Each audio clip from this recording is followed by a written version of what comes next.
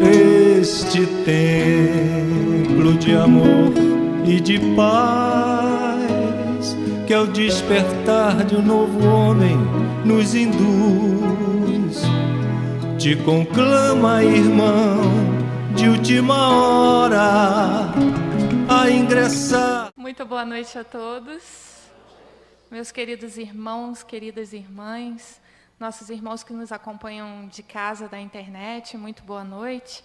Agradecemos o convite da casa, que sempre nos recebe com tanto carinho, com tanto amor.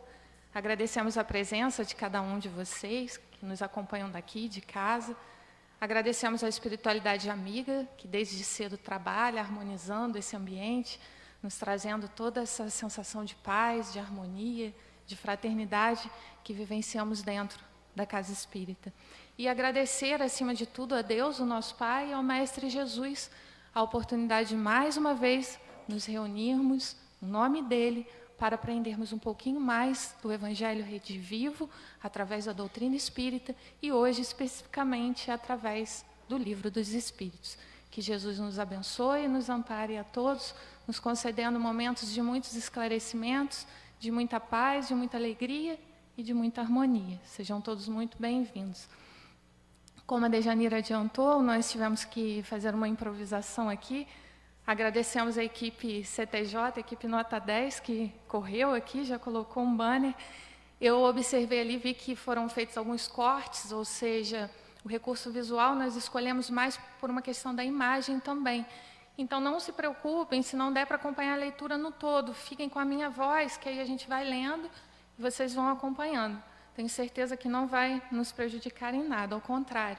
Vamos utilizar os nossos recursos espirituais, a nossa imaginação, e vamos conseguir ter uma noite bem tranquila de estudo. Hoje nós vamos conversar um pouquinho a respeito de um dos fenômenos de emancipação da alma denominado êxtase. Como outros irmãos já vieram apresentando ao longo dos estudos semanais, às quartas-feiras, nós já vimos outros, como o sono, como o sonambulismo. Hoje trabalharemos um pouquinho do êxtase, posteriormente será vista dupla vista, que são fenômenos que nos demonstram que o espírito imortal prossegue para além da existência do corpo físico. Mesmo encarnados, momentaneamente nós podemos gozar de uma certa liberdade, dependendo do nosso grau evolutivo, enquanto estamos ou em sono ou em estado de transe através desses fenômenos. Nós vamos observar também que há gradações desse momento de emancipação da alma, há gradações dessa, poderíamos dizer, parcial liberdade do espírito. Então, há em determinados fenômenos uma liberdade maior, em outros uma liberdade menor, porém, sempre a divindade, o nosso Pai soberanamente justo, bom e misericordioso, nos demonstrando que a nossa experiência por sobre a terra é transitória, é passageira e que a inteligência prossegue para além do corpo físico. Então, as questões que nós vamos tratar hoje são as questões 439 a 446 do Livro dos Espíritos. E vamos iniciar, como dentre esses estudos que temos feito, relembrando a importância do perispírito, de conversarmos um pouquinho sobre o nosso corpo espiritual, porque é o entendimento do perispírito que faz com que nós compreendamos esses fenômenos, não como fenômenos sobrenaturais, mas sim como fenômenos naturais, que as leis do mundo espiritual, através da doutrina espírita, vêm nos revelar. É esse aparelho que o espírito imortal se utiliza, que é o intermediário entre a matéria densa e o próprio espírito, que vai nos explicar como esses fenômenos se dão. Nós retiramos um trechinho de A Gênese, capítulo 14, item 2, explicações de alguns fenômenos considerados sobrenaturais. E lá o Kardec também vai tratar da vista espiritual ou psíquica, da dupla vista, do sonambulismo, dos sonhos. E ele vem a nos dizer: O perispírito é o traço de união entre a vida corpórea e a vida espiritual. É por seu intermédio que o espírito encarnado se acha em relação contínua com os desencarnados. Então, é através desse corpo espiritual que nós estamos em constante relação com o mundo invisível. É, em suma, por seu intermédio que se operam no homem fenômenos especiais, cuja causa fundamental não se encontra na matéria tangível e que, por essa razão, parecem sobrenaturais. Então, fazendo uma investigação única e exclusivamente através da matéria, não encontraremos respostas. Precisamos ir além e investigar as leis que regem o mundo espiritual para compreender esses fenômenos. Sendo o sonho um fenômeno comum, pelo qual todos nós passamos ao adormecer, já os outros, como o sonambulismo e o êxtase, nem todos têm essas faculdades, mas estamos a desenvolvê-las. A intenção é que, dentro do nosso processo evolutivo, estejamos cada vez mais em contato com esse mundo espiritual que nos rege e do qual nós todos fazemos parte. Nós trouxemos essa imagem para demonstrar essa questão da liberdade do corpo espiritual, porém ainda vinculado ao aparelho físico. Ficou um pouquinho claro, mas nós vemos aqui um fio, chamado também de cordão de prata, que vincula o perispírito ao corpo físico, que provavelmente está em repouso, enquanto o espírito segue revestido do seu corpo perispiritual aos locais onde se encontram seres afins. E adentrando especificamente no nosso estudo da noite de hoje, vamos ver o que os espíritos vêm nos demonstrar a respeito do fenômeno do êxtase. Relembrando que todos esses fenômenos vistos e mencionados aqui tratam-se de fenômenos anímicos.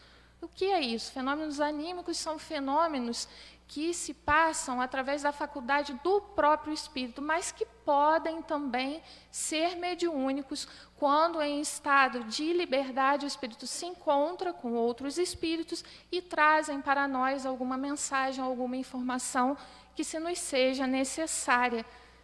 E o Kardec vai indagar do mundo espiritual que diferença há entre o êxtase e o sonambulismo. Então, ele vai fazer a definição inicialmente através de uma comparação entre o êxtase e o sonambulismo. E os espíritos vêm nos responder, o êxtase é um sonambulismo mais apurado. Lembra que nós falamos anteriormente que haviam gradações nesse estado de liberdade? O sonho é uma liberdade, o sonambulismo uma liberdade um pouquinho maior, já o êxtase e a liberdade é muito mais intensa. A alma do estático ainda é mais independente, ela fica como que mais livre do corpo físico. Em Obras Póstumas, na primeira parte, intitulado no item 4, Emancipação da Alma, item 29, Kardec vem a nos dizer que o êxtase é a emancipação da alma no grau máximo. Então, quando nós estamos encarnados, nós experimentamos essa liberdade espiritual no grau máximo através do fenômeno do êxtase. Nós trouxemos uma imagem também, para a gente ter um pouquinho dessa noção de como que funciona. Nós vemos aí a beleza, que é o espírito já iluminado e liberto, envolto no seu corpo espiritual, o perispírito ou psicossoma, para quem assim o preferir. Então, como a explicação é dada através de uma comparação do êxtase com o sonambulismo, vamos voltar um pouquinho lá na definição de sonambulismo para a gente ter uma ideia melhor a respeito de como se dá o fenômeno do êxtase. O sonambulismo natural tem alguma relação com os sonhos? Como explicar esse fato do sonambulismo? O sonambulismo é um estado de independência do espírito, mais completo do que no sonho, e vimos que no êxtase ele ainda se faz mais intenso. Estado em que maior amplitude adquirem suas faculdades, ou seja, as faculdades espirituais no sonambulismo se perfazem, se demonstram para nós mais intensas e mais efetivas do que no sonho. A alma tem, então, percepções de que não dispõe no sonho, que é um estado de sonambulismo imperfeito. No sonambulismo, o espírito está na posse plena de si mesmo. Os órgãos materiais, achando-se, de certa forma, em estado de catalepsia, deixam de receber as impressões exteriores. Já foram feitas experiências com sonâmbulos em que, enquanto eles estão no estado de sonambulismo, colocam-se, às vezes, agulha ou até mesmo um calor muito intenso no aparelho, no corpo físico, no aparelho mais grosseiro, e eles não percebem essa sensação, tamanha a independência de que gozam durante esse momento. Esse estado se apresenta principalmente durante o sono, principalmente. Ocasião em que o espírito pode abandonar provisoriamente o corpo por se encontrar este gozando de repouso indispensável à matéria. Quando se produzem os fatos do sonambulismo, é que o espírito, preocupado com uma coisa ou outra, se aplica a uma ação qualquer, para cuja prática necessita de utilizar-se do corpo. O Allan Kardec nos traz, em O Livro dos Médiuns, ao relatar a respeito do fenômeno do sonambulismo, o exemplo de um rapazinho, um jovem, entre 14 e 15 anos, que, em estado de transe sonambúlico, ele prestava receitas às pessoas que o procuravam. Ele conseguia ali, no estado de sonambulismo, visualizar o ser, visualizando o corpo espiritual, identificava a doença, e aí procedia à entrega de receitas prontas para a cura daquela doença. Só que houve uma vez em que ele apenas identificou o fato da doença, mas não deu a receita, e aí foi indagado, por que não nos deu a receita? E ele responde que faltava ali o anjo médico, ou seja, havia um outro espírito que o ajudava na elaboração da receita. Ele tinha a faculdade de identificar a doença, mas ele não conseguia conceber, dentro do entendimento que ele tinha a respeito da vida, ele não conseguia fazer esse receituário, apenas com a presença e com a intermediação desse outro espírito que o auxiliava. Temos também um exemplo de um farmacêutico que, todas as noites, ao dormir, ao corpo físico repousar, ele em estado sonambúlico, ele ia lá para o seu cantinho, lá no seu laboratório, para a sua farmácia, pegava as receitas e começava a preparar os medicamentos que se lhes foram encomendados. E então, um amigo, tentando fazer um teste para ver se ele tinha lido anteriormente, antes de dormir, ele leu e foi lá, talvez de olho fechado. Será que ele está enganando a gente? O que ele faz? O que acontece? E colocou uma receita falsa. Colocou uma receita com medidas que seriam capazes, se ele elaborasse aquela forma, de matar uma média de 20 pessoas.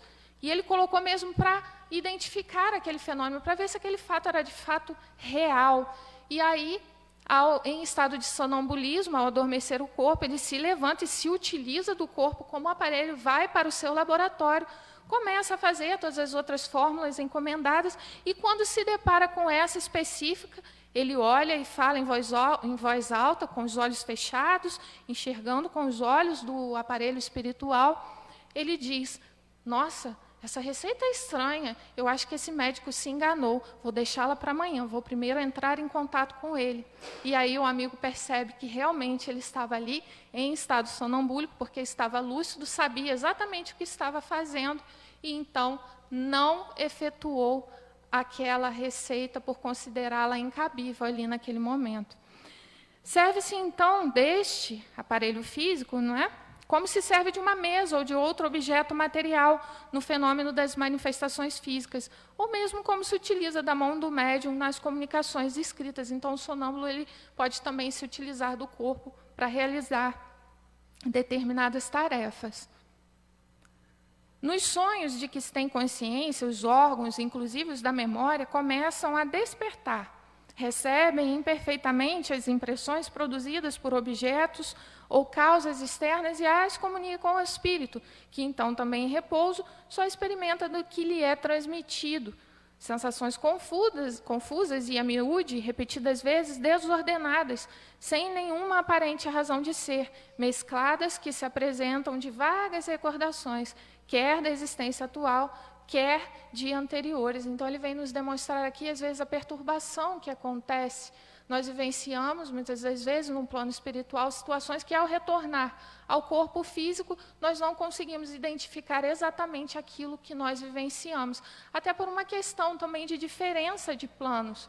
Ou seja, muitos dos fenômenos que acontecem no plano espiritual, não temos palavras no plano físico para comparar ou mesmo para descrevê-las. E aí também a razão de nós mantermos essa perturbação quando nós retornamos ao corpo e muitas das vezes não temos uma clareza, uma lembrança muito nítida, muito específica a respeito daquilo que se passou no plano espiritual.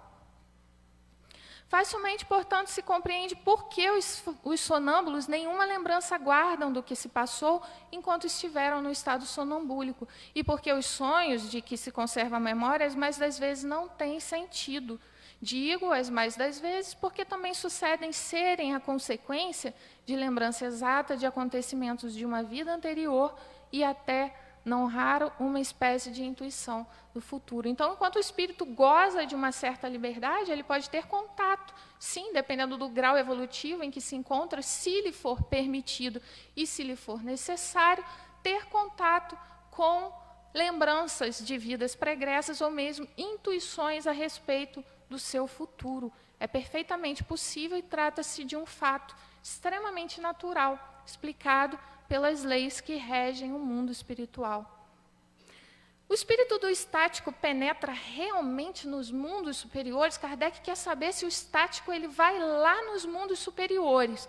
Nós sabemos que a Terra, no atual momento, passa pela transição planetária, estamos deixando o mundo de provas e expiações, adentrando na regeneração, posteriormente seremos um mundo feliz, um mundo ditoso, e posteriormente um mundo celestial ou divino, que são pontos de encontro dos espíritos crísticos completamente depurados da matéria.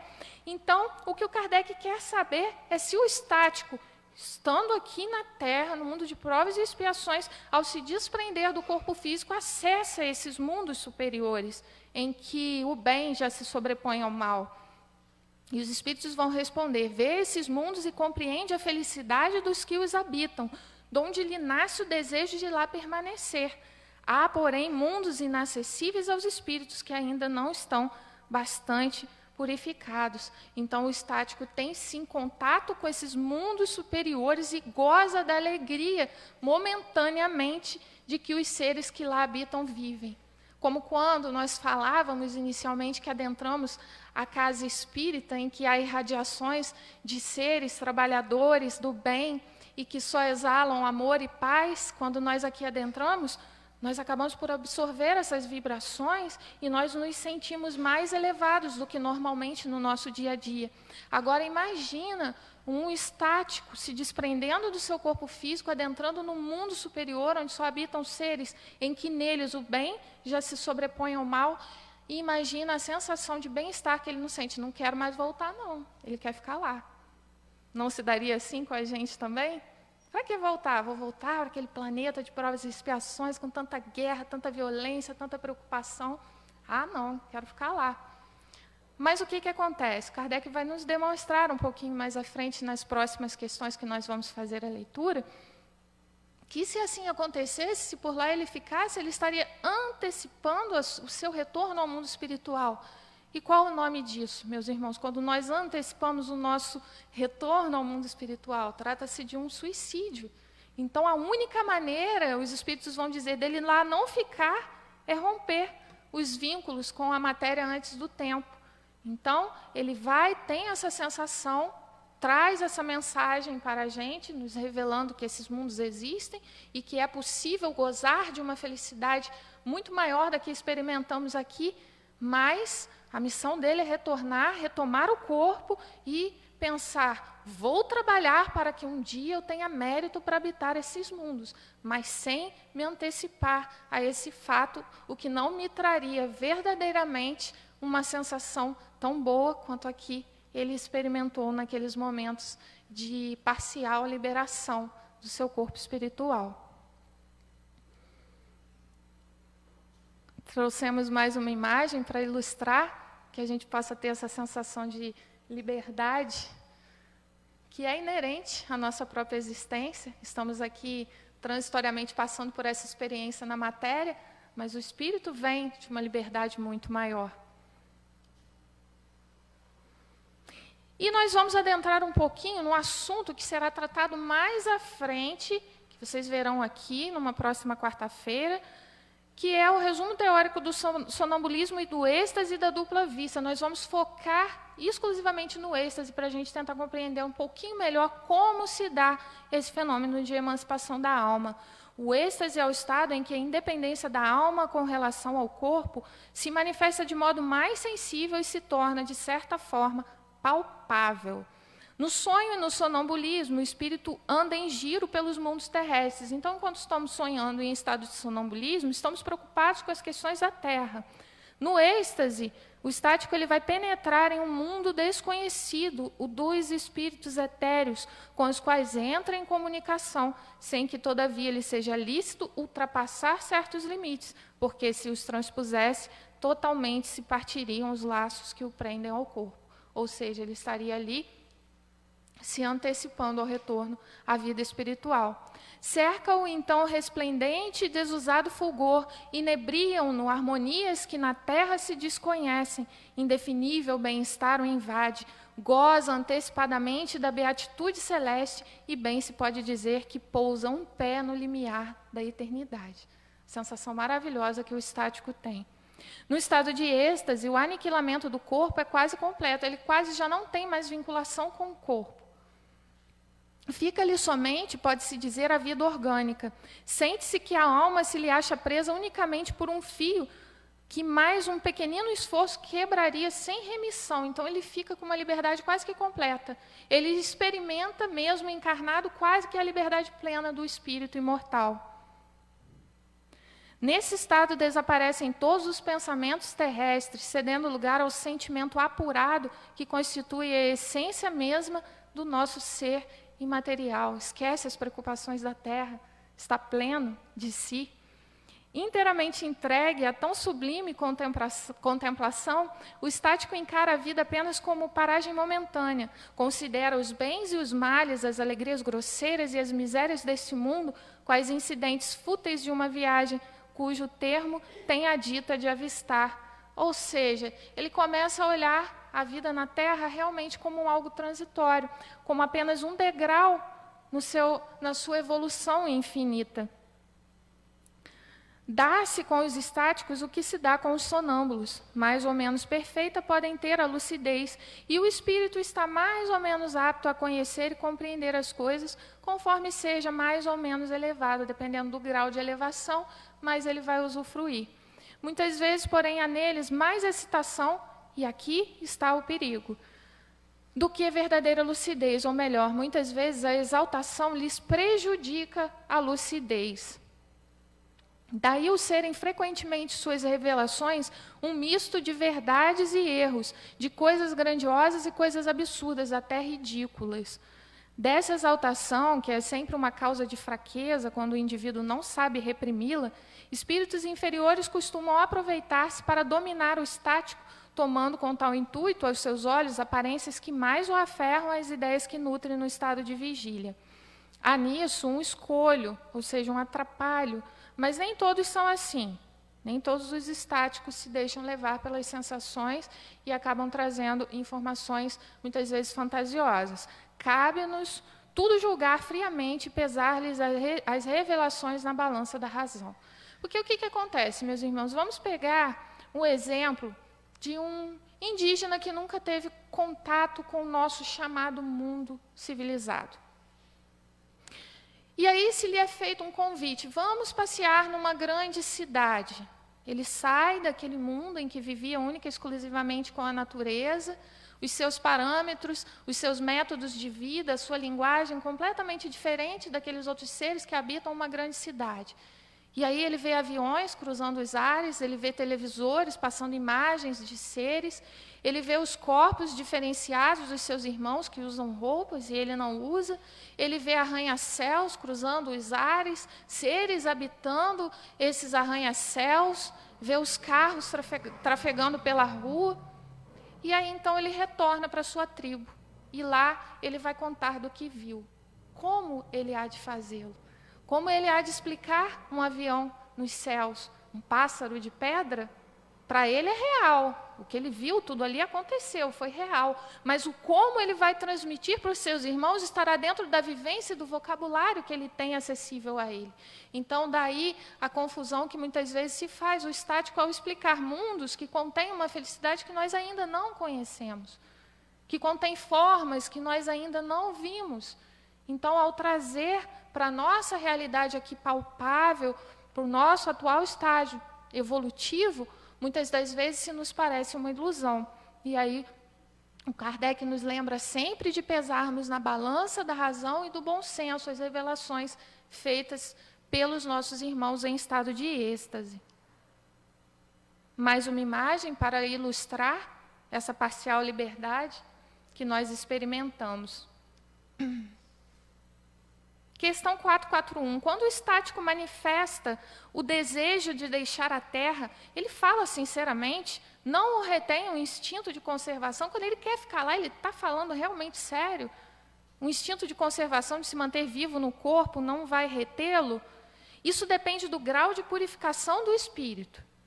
Se verifica que a sua futura situação será melhor do que a sua vida presente, esforça-se por desatar os laços que o prendem à terra. Vai depender da compreensão que ele tem a respeito da imortalidade da alma. Se ele tiver a compreensão de que se ele romper os laços prematuramente, a gente sabe que ele vai recuar a essa ideia. Mas se ele ali considerar que em rompendo esses laços prematuramente ele vai gozar daquela felicidade, pode ser que ele se engane e crie resistências para retornar ao aparelho físico. 442. Se deixasse o estático entregue a si mesmo, poderia sua alma abandonar definitivamente o corpo? Poderia acontecer isso? Seria fato que ele realmente abandonasse o corpo num ato de suicídio ali, talvez impensado? Perfeitamente, poderia morrer. Pode acontecer sim, os espíritos respondem. Por isso é que preciso se torna chamá-lo a voltar, apelando para tudo o que o prende a este mundo, fazendo-lhe, sobretudo, compreender que a maneira mais certa de não ficar lá, onde vê que seria feliz, consistiria em partir a cadeia que o tem preso ao planeta terreno. Daí a importância da gente estudar esses fenômenos que acontecem conosco, são fenômenos naturais. Nós, em algum momento de nossa existência, ficamos afastados da realidade espiritual e acreditávamos ser o corpo físico e a vida na Terra a única existência que nós tínhamos. Mas agora, nós se nos abrimos novamente a receber essas revelações e a relembrar que somos imortais, que temos um tempo a ficar aqui na Terra. E que antecipar o nosso retorno ao mundo espiritual, seja por qual razão for, por desespero, por nós não estarmos encontrando solução para os nossos problemas, por saudades dos nossos entes queridos, não vai nos levar a atingir o objetivo ao qual nós estamos buscando. Porque antecipar a nossa partida para o plano espiritual trata-se, perante as leis divinas, de suicídio, que pode ser direto ou que pode ser indireto, através dos maus hábitos que nós vamos criando e que antecipamos a morte do corpo e o desprendimento consequente da alma. Questão 443. Pretendendo que lhe é dado ver coisas que evidentemente são produto de uma imaginação que as crenças e prejuízos terrestres impressionaram, não será justo concluir-se que nem tudo o que o estático vê é real? Então, considerando-se que o que ele vê através dos olhos dos seus próprios preconceitos, dos seus próprios conceitos, do seu próprio modo de existir e de encarar a vida. Então, nem tudo que o estático vê é real, e os espíritos vão responder, o que o estático vê é real para ele. Mas como o seu espírito se conserva sempre debaixo da influência das ideias terrenas, pode acontecer que veja ao seu modo, ou melhor, que exprima o que vê numa linguagem moldada pelos preconceitos e ideias de que se acha imbuído, ou então pelos vossos preconceitos e ideias, a fim de ser mais bem compreendido. Nesse sentido, principalmente é que lhe sucede errar. Nós vamos ver uns exemplos práticos logo à frente, que vai nos trazer uma compreensão melhor a respeito dessa comunicação que o estático traz quando ele visita outros mundos.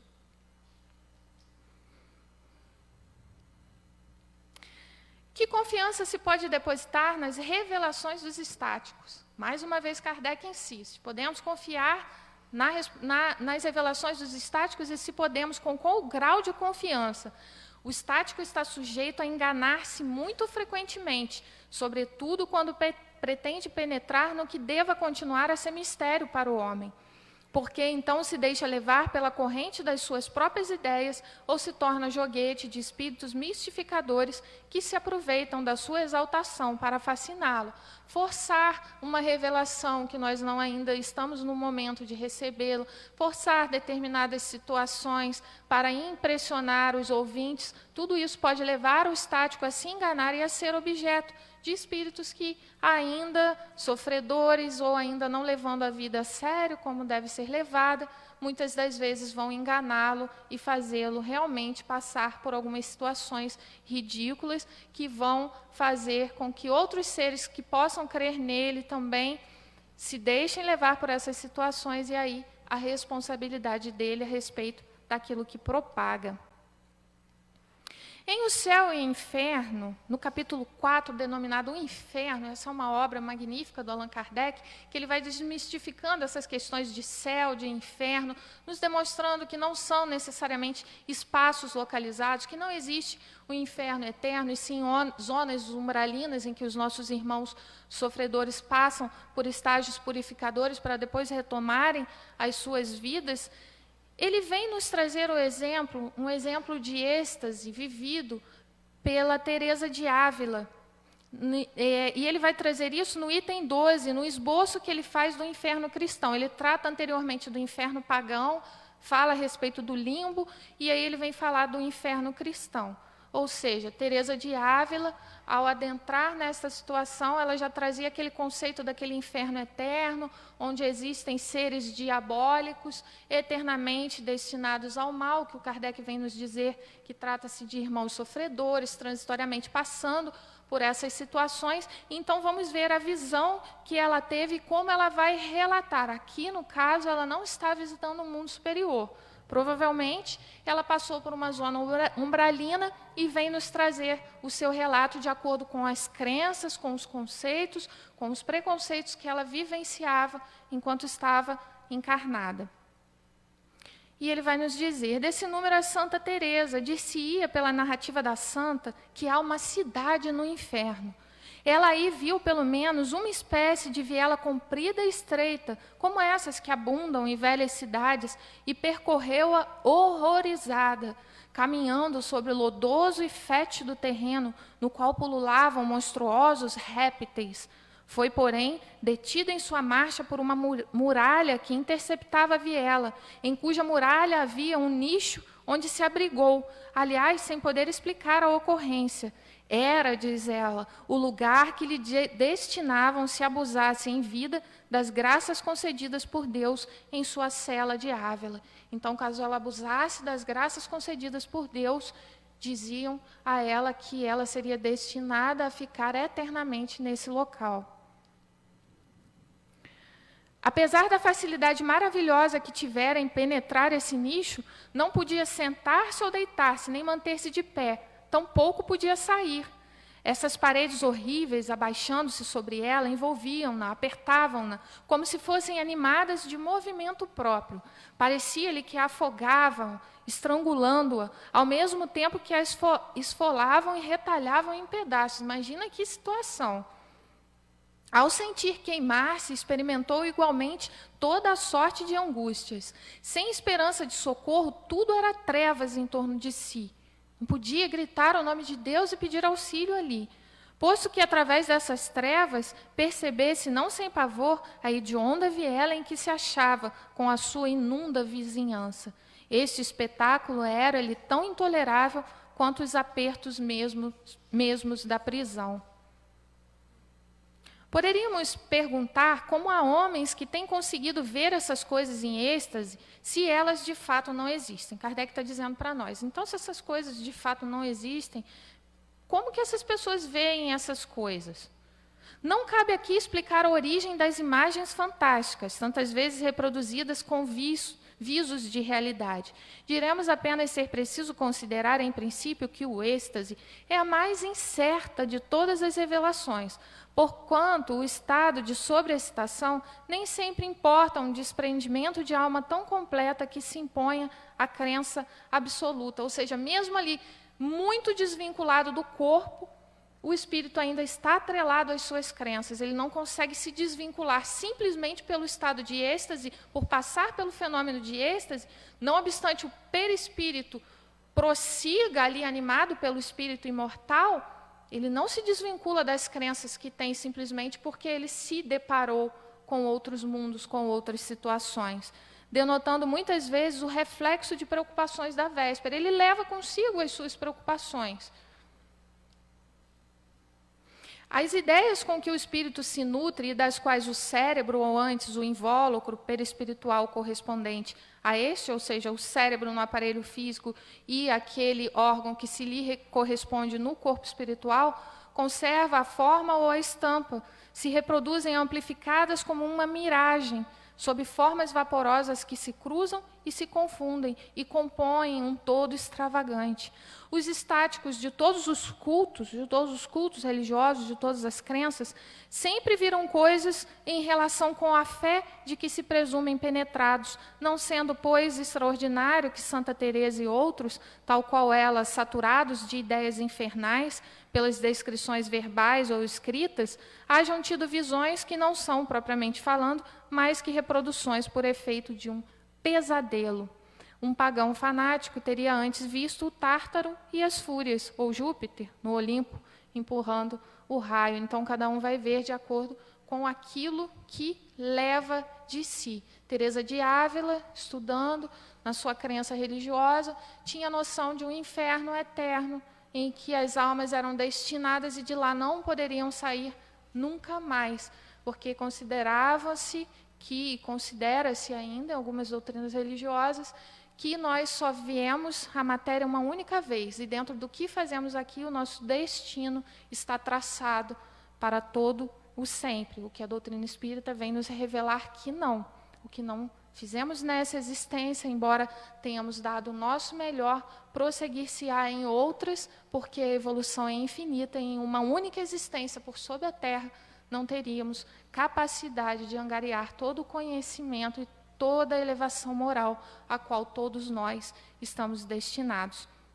E Allan Kardec, nesse trecho, ele vai fazer referência exatamente às questões que nós estamos estudando aqui, e por isso achamos interessante trazer para enriquecer o nosso estudo com esse exemplo. Questão 445. Que deduções se podem tirar dos fenômenos do sonambulismo e do êxtase? Não constituirão uma espécie de iniciação na vida futura? A bem dizer, mediante esses fenômenos, o homem entrevê a vida passada e a vida futura. Estude-os e achará o aclaramento de mais de um mistério que a sua razão inutilmente procura devassar.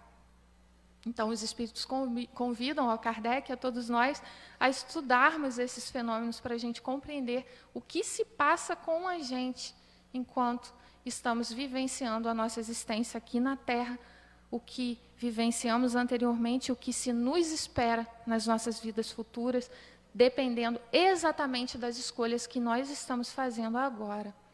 Questão 446. Poderiam tais fenômenos adequar-se às ideias materialistas? Ou seja, olhando esses fenômenos única e exclusivamente com as ideias materialistas, eles poderiam se adequar a elas? E os espíritos vão responder: aquele que os estudar de boa fé e sem prevenções não poderá ser materialista e nem ateu. Ou seja, quem se dedica a estudar esses fenômenos com verdadeira dedicação mesmo, intensamente, investigar o que se passa, rompe-se com as ideias materialistas, porque chega-se à conclusão de que o espírito prossegue para além da existência do corpo físico. Como falamos anteriormente, tanto o êxtase quanto o sonambulismo são fenômenos anímicos, mas que podem também ser mediúnicos quando há o contato com outros espíritos e que se traz uma mensagem. E o Kardec vai nos demonstrar isso em O Livro dos Médiuns, segunda parte, capítulo 16, em que ele vai tratar ali dos médiuns especiais. Item 190, médiuns especiais para efeitos intelectuais, aptidões diversas. Ele vai dizer que os médiuns sonâmbulos são os que, em estado de sonambulismo, são assistidos por espíritos. ou seja, estão em estado de sonambulismo, mas assistidos por espíritos para cumprirem ali uma determinada missão. Médiuns estáticos, os que em estado de êxtase recebem revelações da parte dos espíritos. Então, podem sim acontecer revelações e revelações sérias da parte de espíritos realmente superiores, de espíritos que estão interessados no nosso crescimento e na nossa evolução espiritual. Muitos estáticos são joguetes da própria imaginação e de espíritos zombeteiros que se aproveitam da exaltação deles. O contrário também pode ocorrer e nós devemos estar atentos a isso.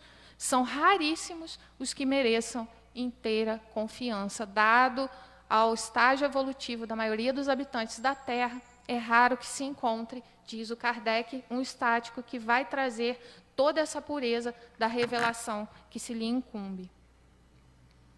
Nós trouxemos um outro exemplo, como já falamos de um exemplo da Teresa de Ávila, que ela visita uma região não muito feliz. Nós trouxemos um outro exemplo, retirado da Revista Espírita, de 1869, ano 12, fevereiro. É a visão de Pergolesi. Nós relembramos aqui a importância do estudo da Revista Espírita, que se faz um complemento do estudo de O Livro dos Espíritos e de O Livro dos Médiuns. Vamos ver essa visão de Pergolesi.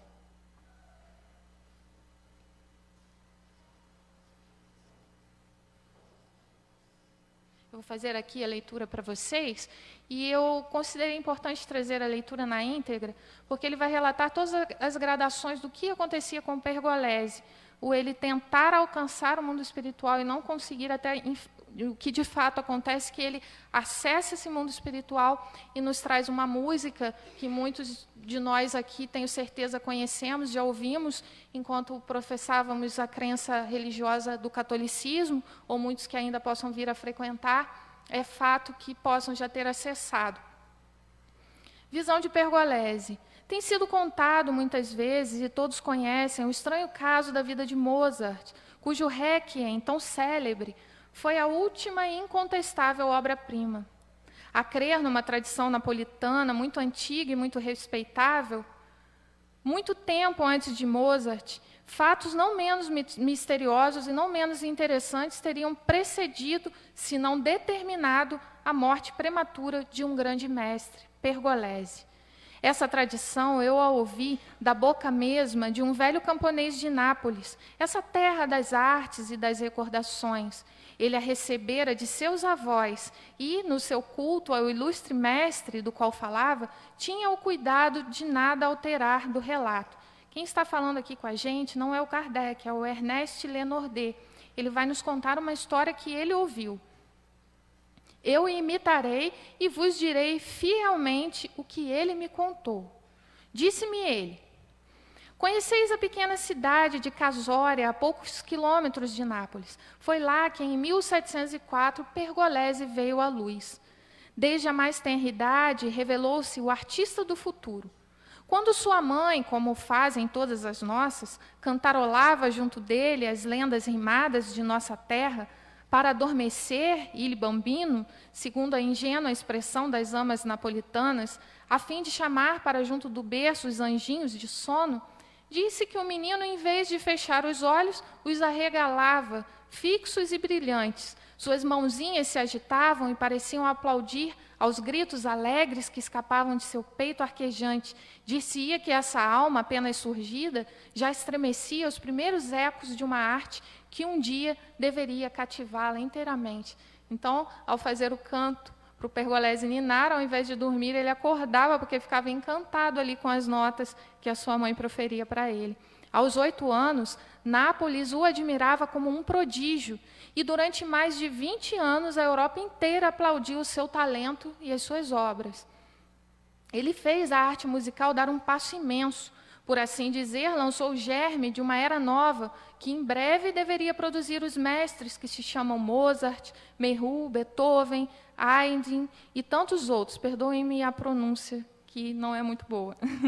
Numa palavra, a glória cobria sua fronte com a mais brilhante auréola. E, contudo, dir-se-ia que sobre essa fronte errava uma nuvem de melancolia, fazendo-o curvar-se para a terra.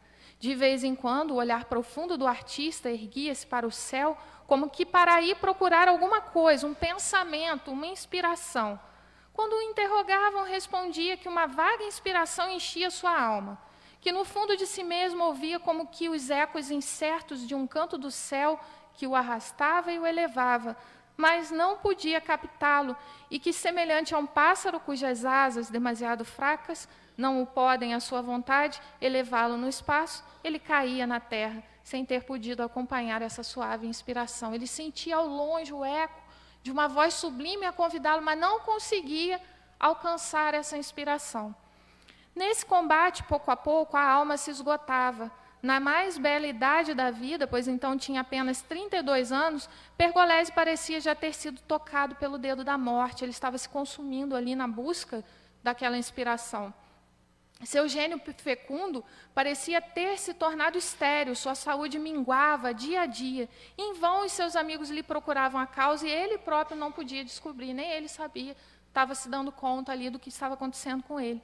Foi nesse estado penoso e estranho que passou o inverno de 1735 a 1736. Sabeis com que piedade aqui celebramos ainda em nossos dias, malgrado o afrouxamento da fé, o tocante aniversário da morte do Cristo. A semana em que a igreja o relembra a seus filhos é bem realmente para nós uma semana santa. Ele está relembrando ali das comemorações da Semana Santa que eram feitas. Assim, reportando-vos a época da fé em que vivia Pergolese, podeis pensar com que fervor o povo acorria em massa às igrejas para meditar as cenas enternecedoras do drama sangrento do Calvário. Então, na época de Pergolese, essa fé de buscar ali a vivência na Semana Santa, da crucificação de nosso Senhor Jesus Cristo, era intensa. E então, numa sexta-feira santa, Pergolese acompanhou a multidão. Ele foi atrás da multidão nos seus rituais sagrados. Aproximando-se do templo, parecia-lhe que uma calma, de há muito por ele desconhecida, se fazia em sua alma. E quando transpôs a porta principal, sentiu-se como que envolto numa nuvem, ao mesmo tempo espessa e luminosa. Em breve, nada mais se viu. Um silêncio profundo se fez ao seu redor. Depois, ante os seus olhos admirados, em meio à nuvem, na qual até então lhe parecia ter sido levado, viu desenharem-se os traços puros e divinos de uma virgem, inteiramente vestida de branco. Ele a viu posar seus dedos etéreos no teclado de um órgão e ouviu um concerto longínquo de vozes melodiosas que insensivelmente dele se aproximavam. A melodia que essas vozes repetiam o enchia de encantamento, mas não lhe era desconhecida. Parecia-lhe que esse canto não era senão aquele do qual não tinha podido perceber senão vagos ecos. Essas vozes eram bem aquelas que, há longos meses, lançavam a perturbação em sua alma e que agora lhe traziam uma felicidade sem par. Sim, esse canto, essas vozes eram bem o sonho que tinha perseguido, o pensamento, a inspiração que inutilmente tinha procurado por tanto tempo. Mas, enquanto sua alma, arrebatada no êxtase, bebia a largos sorvos as harmonias simples e celestes desse concerto angélico, sua mão, movida como que por uma força misteriosa, se agitava no espaço e parecia traçar, malgrado seu, as notas que traduziam os sons que o ouvido escutava. Pergolese estava compondo. Pouco a pouco as vozes se afastaram, a visão desapareceu, a nuvem se extinguiu e Pergolese, abrindo os olhos, viu escrito por sua mão, no mármore do templo, esse canto de uma simplicidade sublime que o devia imortalizar, o Stabat Mater, que desde esse dia o mundo cristão inteiro repete e admira. Quem não conhece, vale a pena buscar. Trata-se de um canto de lamentação de Maria em vistas da crucificação de nosso Senhor Jesus Cristo. O artista ergueu-se, saiu do templo calmo e feliz, já não mais inquieto e agitado. Mas, nesse dia, uma nova aspiração se apoderou dessa alma de artista. Ele ouvira o canto dos anjos, o concerto dos céus, as vozes humanas e os concertos terrenos não mais lhe podiam bastar. Essa sede ardente, impulso de um vasto gênio, acabava de esgotar o sopro de vida que lhe restava, e foi assim que, aos 33 anos, na exaltação, na febre, ou antes, no amor sobrenatural de sua arte, Pergolese encontrou a morte. Tal é a narração de meu amigo napolitano. Não passa de si eu de uma tradição. Não defendo a sua autenticidade, e a história talvez não a confirme em todos os pontos, mas é demasiado tocante para que não nos comprazamos com o seu relato. Ernest Lenordet. Ou seja, ele retrata aqui um exemplo prático de um desprendimento espiritual que o Pergolesi teve, entrando em contato com seres superiores e sublimes, aurindo dali aquela melodia que há muito já ecoava em seus ouvidos, mas ele não conseguia alcançar. E, enfim, alcança, escreve, e para ele a vida na terra, após ouvir aqueles cantos sagrados e sublimes, se torna enfadonha. Que isso não se passe para conosco, porque por mais saibamos da existência de mundos superiores que estão à frente de nós e que gozam de uma felicidade que não conhecemos neste momento aqui na Terra, para que possamos acessá-lo, cumpre-nos agora termos o bom ânimo de vencermos as nossas lutas, as nossas dificuldades, os nossos desafios, que são o caminho certo para que consigamos, em algum momento de nossa existência, alcançar essa felicidade que tanto almejamos. Se nos desprendêssemos agora para mundos superiores, sejam ditosos ou felizes, celestiais ou divinos, será que já saberíamos compreender a felicidade daqueles que servem a Deus a todo tempo sem cessar? Se para nós ainda se nos perfaz tão difícil sairmos de nossos lares e servirmos nos templos religiosos que frequentamos, eles vivem da felicidade de servir a Deus a todo segundo de suas existências. Já compreenderíamos essa felicidade? Seríamos realmente felizes nesses mundos, se não realizarmos essa construção interior, passando pelas dificuldades que enfrentamos, pelas dores que experimentamos e que são convites da divindade ao nosso despertamento espiritual. A evolução não se perfaz em saltos, mas em pequenos passos que nós vamos dando dia após dia, compreendendo que a verdadeira felicidade vem do servir a Deus a todo tempo, do amar os nossos irmãos para além das dificuldades e limitações que se nos apresentam. E aí sim, quando o amor se sobrepor a todos os outros sentimentos em nós, porque nos disse Jesus que só o amor cobre a multidão dos pecados, estaremos assim fortalecidos e preparados para vivenciarmos essas delícias dos mundos superiores, servindo a Deus com todas as nossas forças. E nos diz Jesus, no livro Boa Nova, pelo Espírito Humberto de Campos, psicografia de Francisco Cândido Xavier, no capítulo 8, denominado Bom Ânimo. Se já tive a ocasião de ensinar que o meu reino ainda não é deste mundo, isso não quer dizer que eu desdenhe o trabalho de estendê-lo um dia aos corações que mourejam na terra. Achas então que eu teria vindo a este mundo sem essa certeza confortadora? O Evangelho terá de florescer primeiramente na alma das criaturas, antes de frutificar para o espírito dos povos. Mas venho de meu Pai, cheio de fortaleza e confiança, e a minha mensagem há de proporcionar grande júbilo a quantos a receberem de coração. Fica então para a nossa reflexão essa mensagem do divino amigo que se vestiu de carne e veio por sobre as sombras da terra, nos trazer a mensagem reveladora da existência de Deus soberanamente justo e bom, da imortalidade da alma que prossegue para além dos limites da matéria, da comunicação que temos a todo tempo com o plano espiritual, da pluralidade dos mundos habitados e das inúmeras existências pelas quais nós perpassamos por entre mundos e mundos materiais, até que, se já não nos seja mais necessária essa passagem pela matéria, para evoluirmos. Jesus vem nos trazer a revelação que o Espiritismo vem nos relembrar, a revelação dos pilares da doutrina, e que nós possamos bem aproveitar este momento, porque não obstante as trevas